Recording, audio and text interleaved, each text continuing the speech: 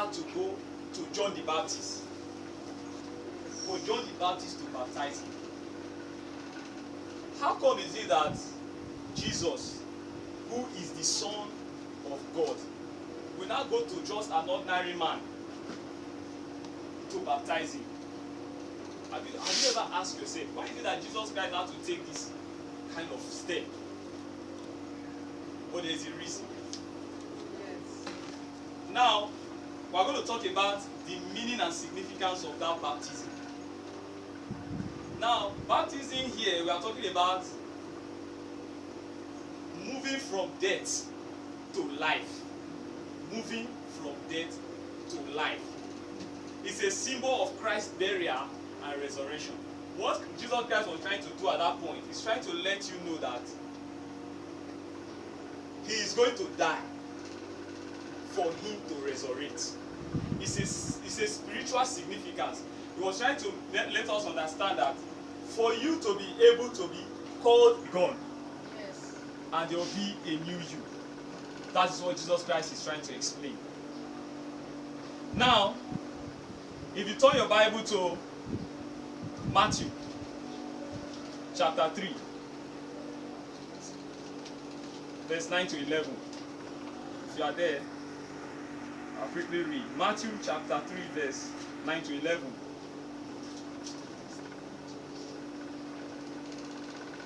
And do not think to say to yourself, we have Abraham as our father. For I say to you that God is able to raise up children to Abraham from these stones. And even now the axe is laid to the root of the trees. Therefore, every tree which does not bear good fruit is cut down and thrown into the fire. I indeed baptize you with water unto repentance. But he who is to come after me is mightier than I, whose sandals I am not worthy to carry. He will baptize you with the Holy Spirit and fire. Now, join the churches today. It is good for us to baptize. There's a level. Now, first of all, when you tell yourself that you are born again, transfiguration. Yes. You are now born again, but then you have to be buried for you to be resurrected. Now you are resurrecting not just ordinarily. You see, God himself is complete because God is 3 in 1. Yes. God the Father, God the Son, and God the Holy Spirit. Now what Jesus Christ did at that time was that he was trying to give us a significance that the minute you become baptized, you are now fully, in fact, you have the full access to God's inheritance. It means that you can actually be born again, but you cannot tap from God. For you to be able to access God's throne, you have to be baptized. Matthew chapter 28, verse 19. You are going to see something there. Matthew chapter 28, verse 19. Go therefore and make disciples of all the nations, baptizing them in the name of the Father and of the Son and of the Holy Spirit.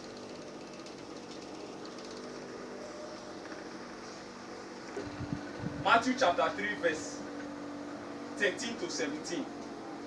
You are going to see something there.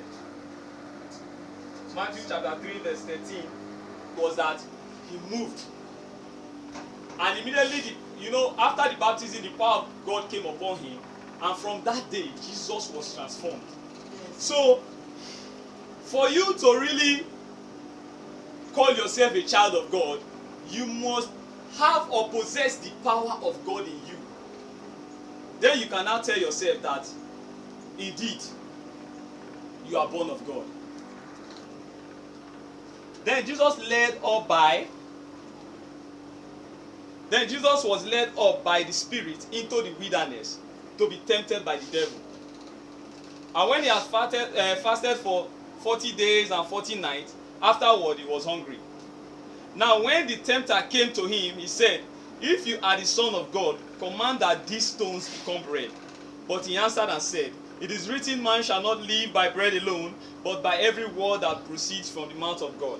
Then the devil took him up into the holy city, set him on the pinnacles of the temple, and said to him, If you are the Son of God, throw yourself down, for it is written, He shall give his angels charge over you, and in their hands they shall bear you up, lest you dash your foot against a stone.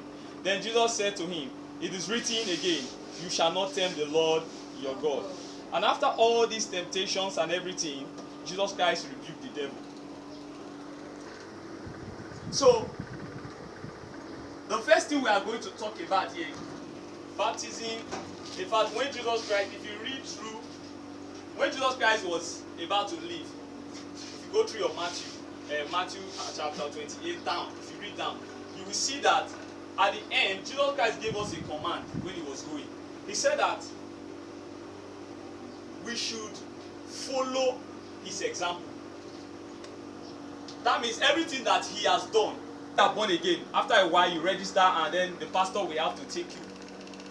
And listen, there's something I don't know about other people, but there's something I respect so much in baptism. You know, some churches, they just put water and sprinkle it on your head.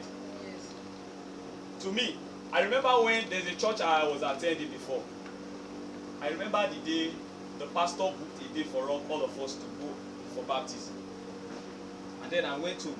He said before the day of the baptism, we should go home and pray. That anytime baptism is done, you must feel something. There's this experience you must have to really show that God is real. That you must experience something. So when the pastor said it, I went home. I was praying. I said, God, what is this experience they are talking about? What is this experience? I said, God, I don't know, but I want to really know what it feels like. I want to experience it. And I set my mind. And during that period, I was just praying, thanking God, praying. And then he took us to Uju, that under the bridge. We were there. And he took us, and he was just baptizing everybody. When he got to my turn, immediately he just put me inside the water and brought me out. There was a great transformation. In fact, it was then I knew that since that day up till now, my life changed. It's something that as Christians, we should not miss. We should not miss. Because if you look at the ministry of Jesus, it was the first thing that Jesus Christ did. Why is it that Jesus Christ had to do that thing first? Jesus Christ could have just gone and started doing God's word. Then later I said, later I will be baptized. Later baptized after all. Time still day. But Jesus Christ did not do that. He had to go. He himself had to baptize first before he can do the work. It therefore means that as Christians, the minute you accept God, the next thing for you to do is to baptize. And some Christians, after, I don't know, some people after that baptism, they still go astray. It's true. If you look at that, was the reason why I said we should read that chapter in Matthew. Immediately Jesus Christ was baptized, he moved. That was when the devil came. The devil came to tempt him. Because at that time, the devil now knew that Jesus possessed the power of God. So the first thing the devil will want to do is to test your faith. To know whether actually you really understand how God works. And that was what the devil was trying to do at that point when he came to Jesus and he tempted Jesus and he failed. The reason why he failed because in fact Jesus at that time already realized the power he possessed. So as Christians, when you go through that baptism, when you go through that transfiguration, you should be able to overcome any challenge in life. You should be able to overcome any challenge in life. So the first point is the baptism. Now, the heavens and the earth, he now put man in the Garden of Eden. That lion is the lion we are hearing of today. There are other animals in those days that are greater than lion. Yes. Even worse than lion. So, but when they see Adam, why is it that anytime they see Adam, they in fact, they just bow down. They respect Adam so much. That is what we don't understand. The Bible said that when God created man from dust, he breathed life into man. He breathed life into man. Now, that breath of life the Bible was referring to was not just like ordinary breathing, that you are breathing out, breathing in and out, in and out. No. God gave man the power to dominate. God gave man power, that is the power that he himself has. He gave man little of it. That is why today what we can do, animals cannot do it. But there's something. After Adam betrayed God, Adam failed. God drove Adam out of the Garden of Eden. But a lot of people did not understand what happened at that place. When God drove Adam, he did something there. He did not just drive Adam, he took that power he gave to Adam, he took it away from Adam. That was why when he drove Adam away, he said, go. Let me ask you, if the power of God was still with Adam, even after God have cursed him, man will not be suffering the way man is suffering now. But that's just to let you know that it was not just like God cursed him. God cursed him, yes. But then God took that thing he gave to him, that thing that made him more special, better than every other lower animal. I can see you now. Lion want to eat you. Even as far to dog. You can see a dog will see a human being, he'll be barking, because that power is gone. So the coming of Christ was another way for us to access God again. That is why for a very long time, even before Jesus Christ came, man was in doom. Man was suffering. It was actually Jesus Christ that brought man back. And how? Through the death and resurrection of baptism. Jesus Christ had to die and resurrected. He himself practiced it. He did it as an example through baptism, and then he died on the cross and resurrected again. That resurrection now, as Christians, that's why when the Bible now says that whoever believes in Jesus will do what? Will find life.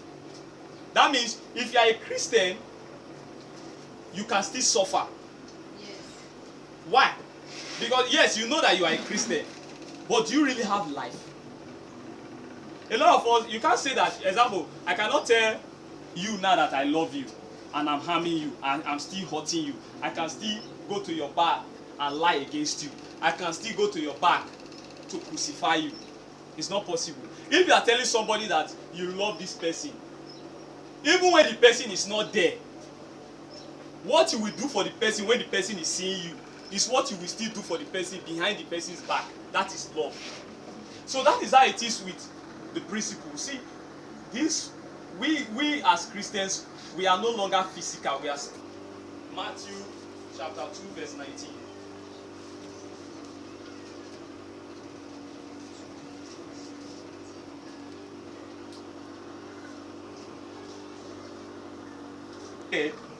Behold, an angel of the Lord appeared in. Now when Herod was dead, behold, an angel of the Lord appeared in a dream to Joseph in Egypt, saying, arise, take the young child and his mother, and go to the land of Israel. For those who sought the young. No, go to 7. Matthew chapter 2 verse 7. Sorry, that's not where I want to read. Then Herod, when he had secretly called the wise men, determined from them what time the star appeared. And he sent them to Bethlehem and said, go and search carefully for the young child. And when you have found him, bring back word to me that I may come and worship him also. Now, there's a point I want to make there. You see that when Jesus Christ, before Jesus Christ was born, according to the scriptures in time past, they made a proclamation. Even most of the prophets, they proclaim, Isaiah proclaimed that a son will be born to us, and his name will glorify God. Now, you saw that even before Jesus Christ came, a lot of things were done. A lot of things happened. In fact, a lot of people did not even want Jesus Christ to come. Light will come to the world. So even before Jesus Christ came, that was why you are seeing all these attempts. Herod trying to kill Jesus, pretending. Then Herod was trying to say that they should bring the baby that he wants to worship. It's a lie. His main plan here was to kill Jesus Christ. You saw how Jesus' father and mother, the sacrifice they had to make for Jesus Christ to be alive, for him to even carry out the works of God. all was done just for the scriptures to fulfill. Now, why is it that you as a Christian now, you are not a Christian, you have not accepted Jesus Christ as your personal Lord and Savior? Why is it now that you still have to suffer? No, you are not supposed to suffer anymore. You are not supposed to suffer because Jesus Christ is the light of the world. And if you receive that light, you cannot, in fact, you cannot be blind again. Yes. Example, now you wake up in the morning, your stomach is paining you. The minute you start thinking about that stomach pain, maybe yes, it's biting you, it's disturbing you, but as you are walking, as it's biting you, are not thinking about, oh God, oh, this belly now, wow, this thing dey disturb me. It will continue to disturb you. But if that stomach is disturbing you now, for example, remove your mind. Try not to think about the pain you are going through. There's a way God creates us. If you see this fire that if you shook your hand in fire the first time, because of the hotness, you will shout, ah! But if you put your hand in fire, you can bear the pain for the first time. You continue to put your hand in that fire. After a while, you will not be feeling the pain. Your hand will be burning, no? This hand will be burning, but you will not be feeling the pain again. So I cannot say you should go and try it because maybe due to malaria. I'll just remove my mind. If my wife even asks me, are you sick? It's like you are sick, I'll say I'm not sick. I'm just having slight headache, but don't worry, I will forget. Before I wake up the next day, that matter is settled. You know why it is settled? It is settled because I did not limit myself. I did not limit myself. That's why this is my younger sister that was sick. I told her when I was in school, I was very good. In fact, my pre-degree, I first of all did pre-degree when I was waiting for my JAMB. I was in Uniport that time. In my pre-degree, I was just doing very well. When I later got admission into let's say first year, 100 level, final year students used to come to my room for me to teach them. There was one mass they do calculus. They call it calculus. They will come to my room. If you see my room, and my room used to be filled. I'll be teaching them calculus. It's a very high mathematics in the university. And then one boy now, one of the final year students came to me one day. He said, "How come you know calculus like this?" I told him that, do you know the funny thing? I did not read this thing anything. I don't read. That's just the truth. The only time I know I just read it small was when I wanted to write JAMB. I just opened the book, I just read it. But I was surprised. The first day the guy just came to me, said, "Teach me this thing." With the small knowledge I have, I said, I was just teaching him. From that small thing I was just teaching him. God started opening my brain. As I was just teaching, God was opening my brain. From there, I started seeing, the thing became so easy that before you know it, my room full. I was just teaching people that want to graduate with me. I just enter. I was teaching them. You remove this human mind. We are supposed to be free. The way Jesus Christ wants us to be, we are supposed to be free. Because he believes that. That's why he said that. He asked, Jesus Christ always speak in parable. He said, how does the bird feed? This bird, you see, they don't know when they wake up in the morning, they just go and look for food. They don't think how the food will come. Things of this world. Rather, concentrate more on spiritual things that has to do with God. Concentrate on God. It means you concentrate on God, concentrate on things that are spiritual. Every other things that has to do with the earth are just minor limitation. It will go. It will wipe out. So, at this point, I really want to tell us that one of the things that is really disturbing us here is that we are easily moved by things that are happening in our environment. Your environment is the limitation they are talking about. Don't look at those things that are happening around you. Be concerned on those things that you want to do for Christ. Forget every other thing. If you look at Acts chapter 1 verse 8. Acts chapter 1 verse 8. Acts chapter 1 verse 8. But you shall receive power when the Holy Spirit has come upon you. And you shall be witnesses to me in Jerusalem, and in all Judah and Samaria, and to the end of the earth. Jesus Christ has given us the power. The minute Jesus Christ died and resurrected, that was the end. Last week I was telling us that when Jesus Christ died, he went to hell. He took the power from devil. See, Jesus Christ did not just take only the power from devil. Jesus gave us the power to overcome. Yes. He gave us that is who you are. You are a Christian without limitation. As in, there's nothing, in fact, nothing can bring me down. Nothing can bring me down. Nothing.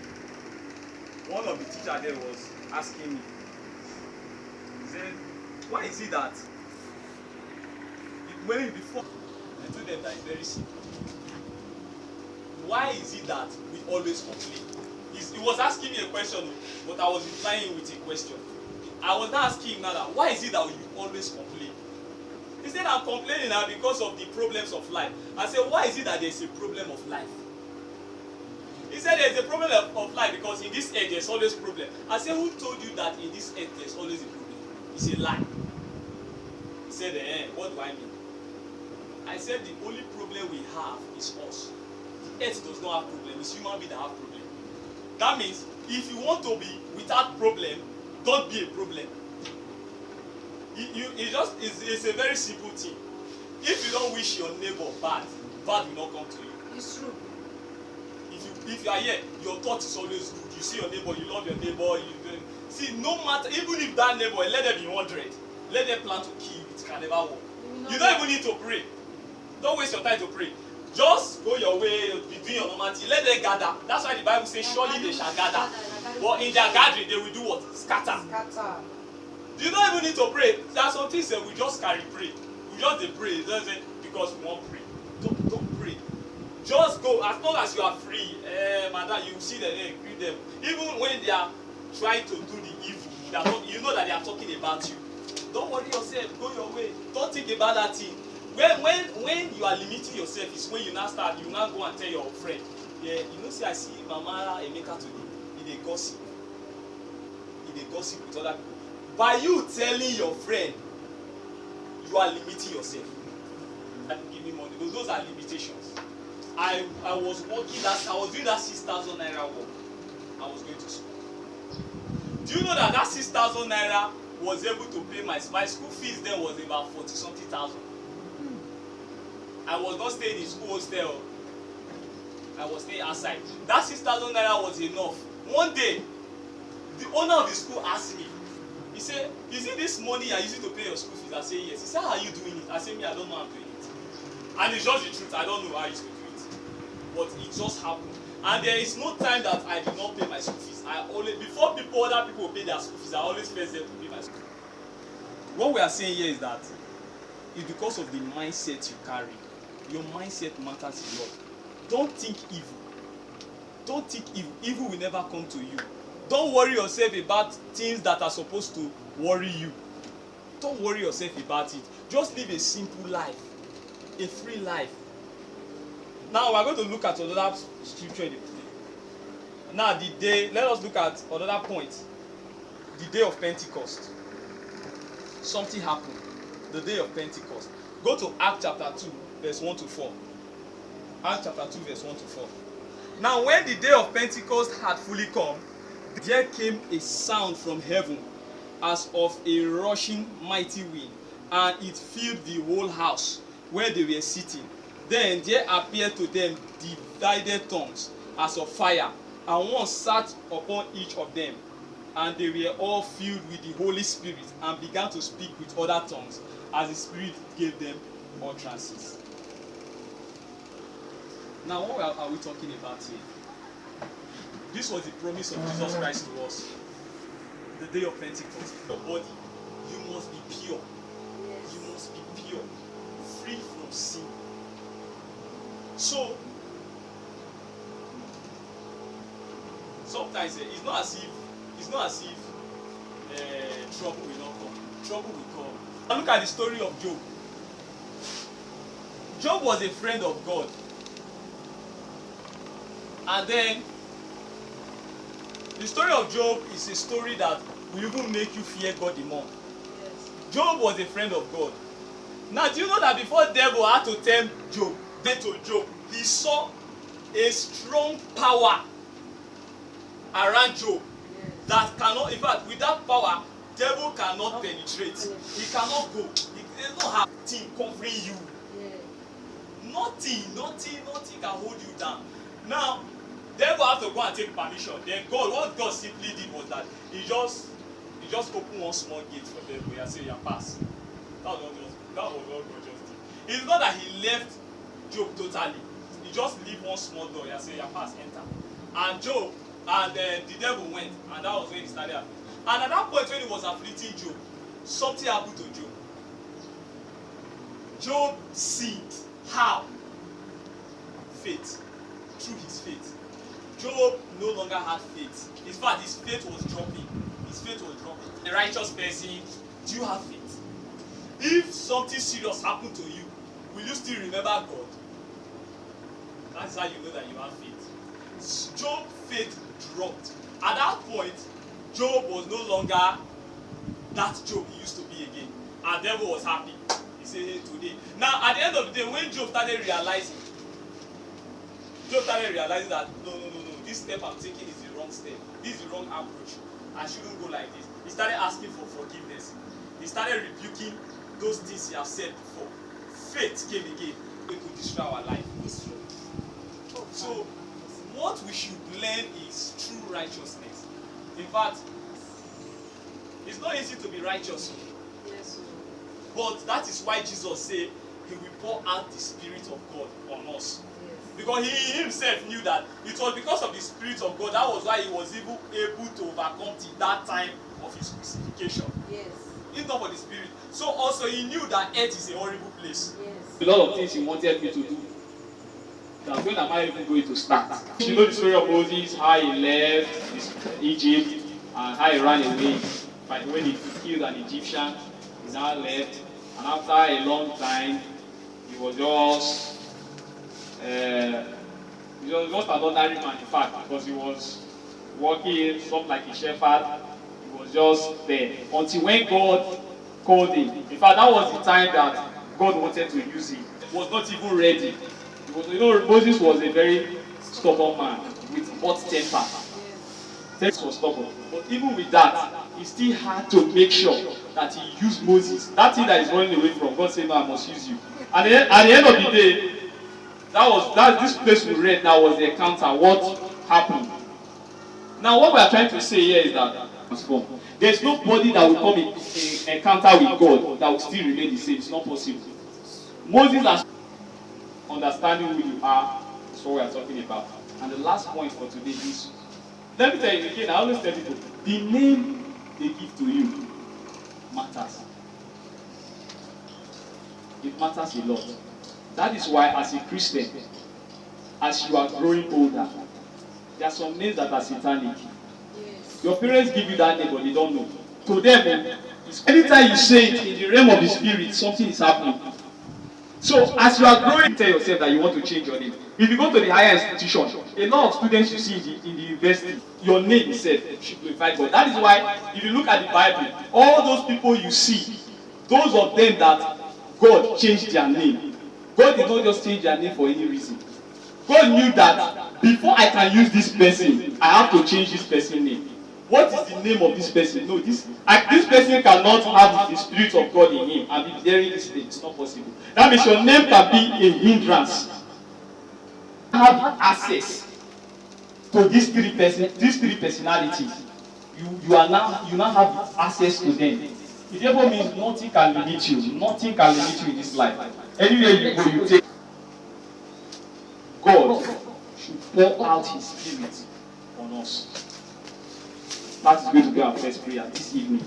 That God should pour out His Spirit on us. Listen, I told you about the day of Pentecost. A lot of people see one thing that affects us is that we are praying. Even as we are praying, our mind is not there.